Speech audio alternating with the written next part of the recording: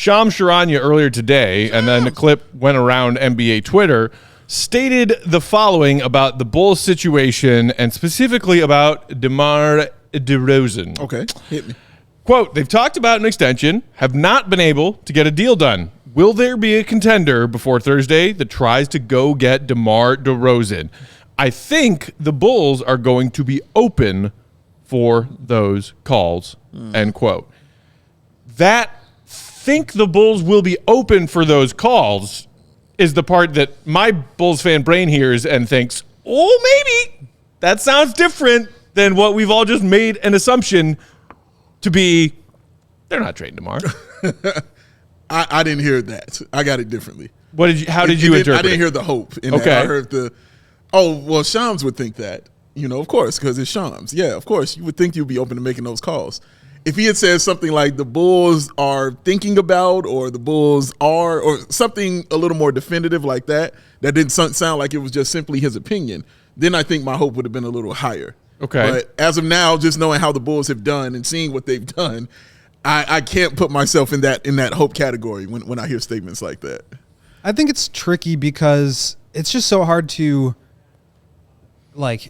guess what AK is thinking at this point. I mean, this season has obviously not gone the way that they wanted, but they played a lot better of late. Sure. But Zach's now out for the season, and Torrey Craig was out, and Patrick Williams is now out for an indefinite period of time, and Kobe White's been playing 47 minutes a game, and DeMar's been playing 66 minutes a game, and Vooch has been playing a lot, but he's missed time. So it's kind of hard to really guess what AK's full evaluation is, because everything that we've heard was basically, I see what everybody else sees, and that was when they were 5-14, and then they started playing well, and so it's hard for me to imagine AK's seen this most recent stretch based on the evidence that we have, which is that he touted 14-9 at the end of last year being a reason to run it back part 2, and so it's hard for me to imagine he's still feeling that way about this team when they've just gone 18-13 in the last 31 or whatever it is. I do think, though, that when you are thinking about these trades, and I think DeMar specifically, it's not just what could you get for DeMar? Okay. It's not just in a vacuum, because there's a lot of other factors here. One, do the Bulls still want to make a play and push? I think the answer is clearly yes. Yeah. So he is worth more to the Bulls to try to continue that play and push than maybe he would be to a team on the in the Western Conference or whatever it is. Those guys are probably going to be looking for him to be their second or third option. And so that's a bit of a different story, but it's hard to imagine them really coming with an offer that's okay, AK can't say no to this because it's so much.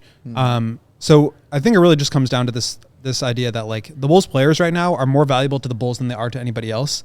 And yes, I think they're now in a position where they kind of have to take calls and listen to what's out there, but I still don't really feel like there's any real incentive for the front office to actually do anything, because Zach being out doesn't change who they are on the floor right now. I mean, he just hasn't been playing, and they've been playing well without him. So, See, I think that all makes sense. The way I'm looking at this is maybe the Bulls front office is finally waking up to a certain reality, which is, especially on the heels of the Zach LaVine news that we got a couple days ago, continuity should be dead with this group.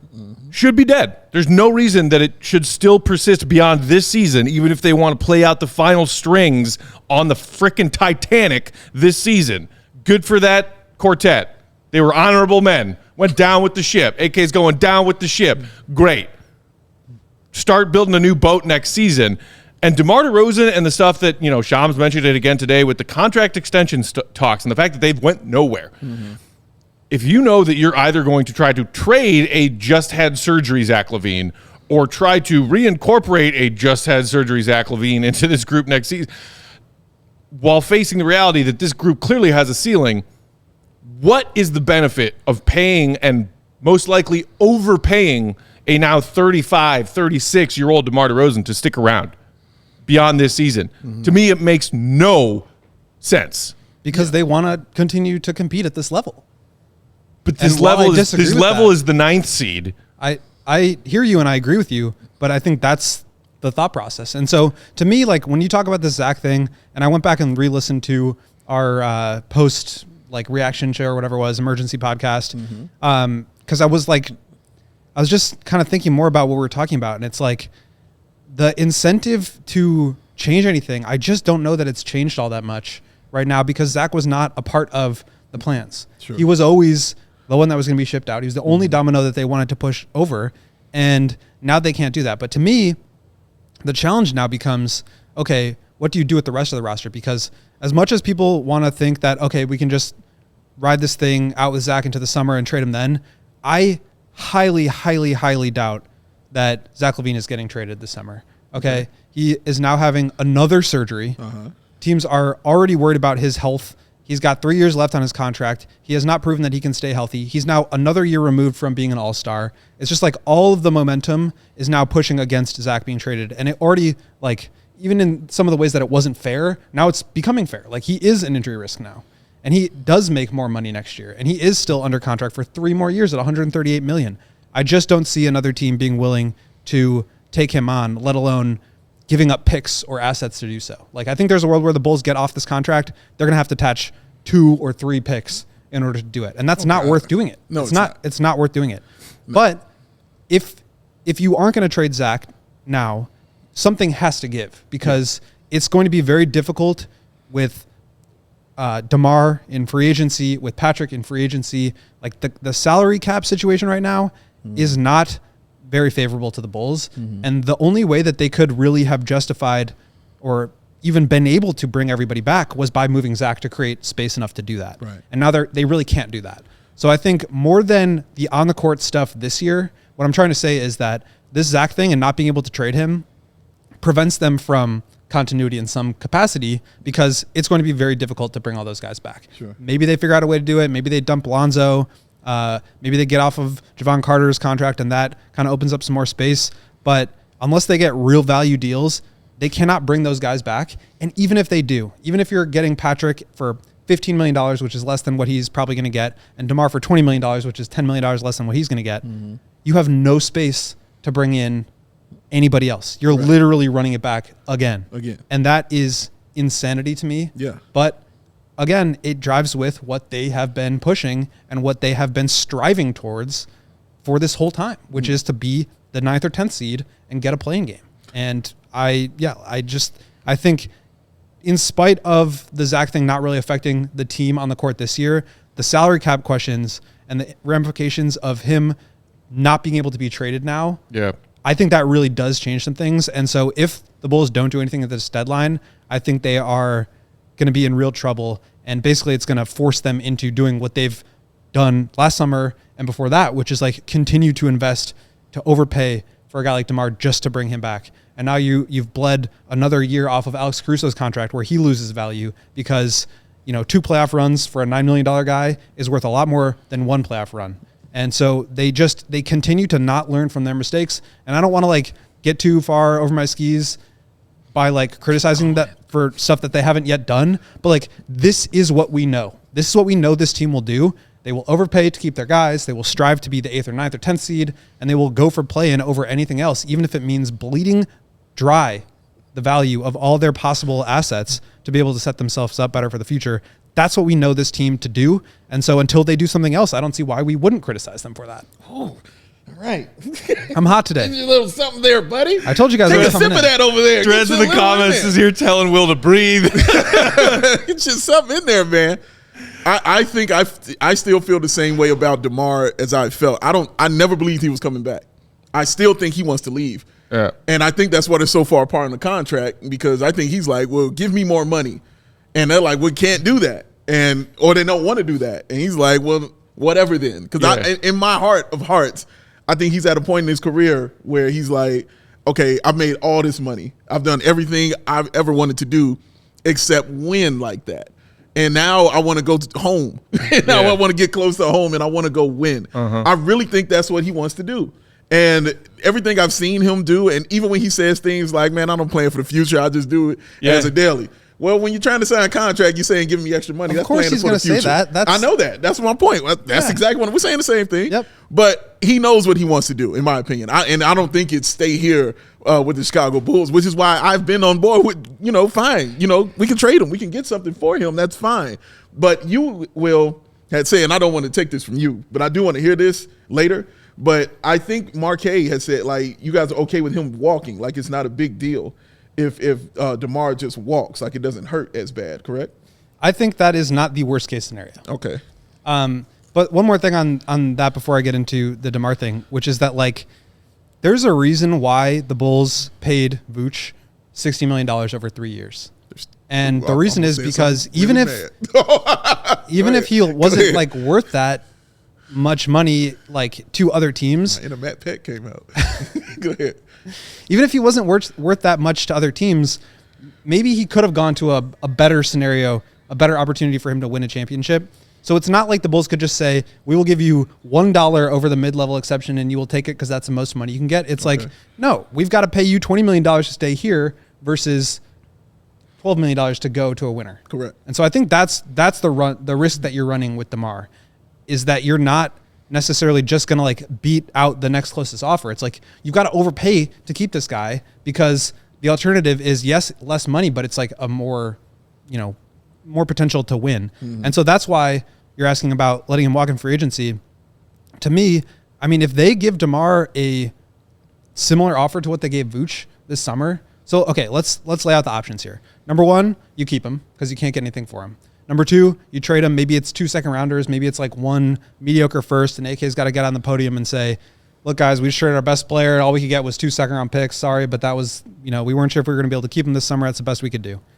Not something that I think particularly casual fans are going to be super excited about. I was about to say, I'm cool. Like, go ahead. I mean, yeah.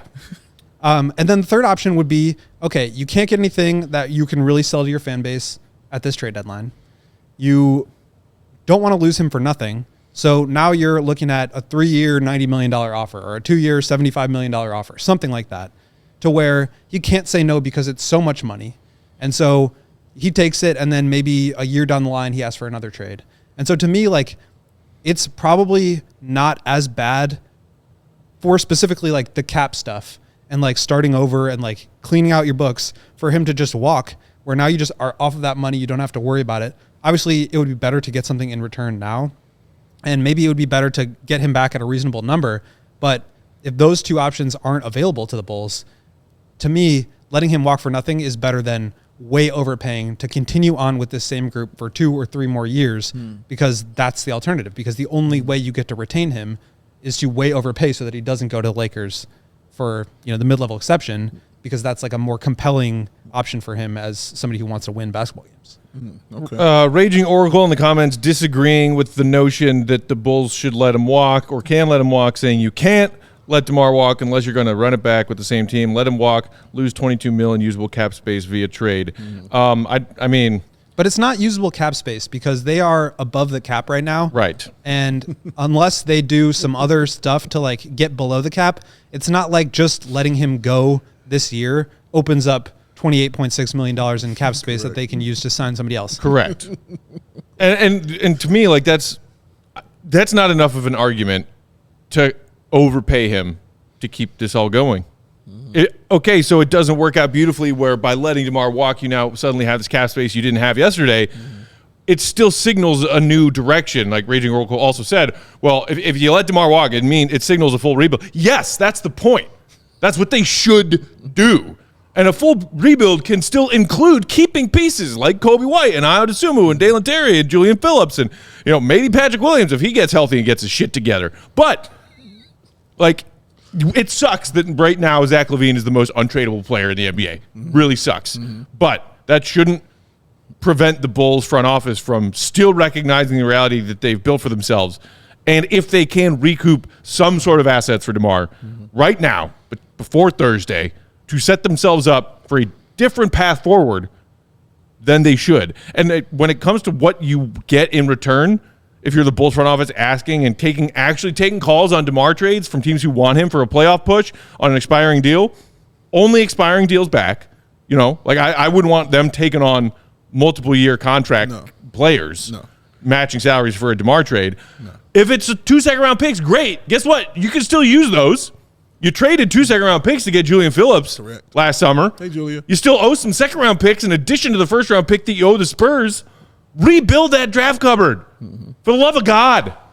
Yeah, there are a lot of options that they can do to actually rebuild and help themselves, before they even get to the All-Star break, and still be a team that's competing to try to get to a play-in. Like, they can still do all these things, honestly. And they have, like you said, the most untradeable player in the NBA, and they also, in my opinion, have the most tradable player in the NBA in Alex Caruso. So they've got both of these things, but the trigger has tried to be pulled on one too late, in my opinion, and then the trigger hasn't been pulled on one at all. So, yeah, they put themselves in some really terrible situations here. And that's exactly where I was going, is like they've put themselves in this bind because of their like desperation to be that 9th or 10th seed every year.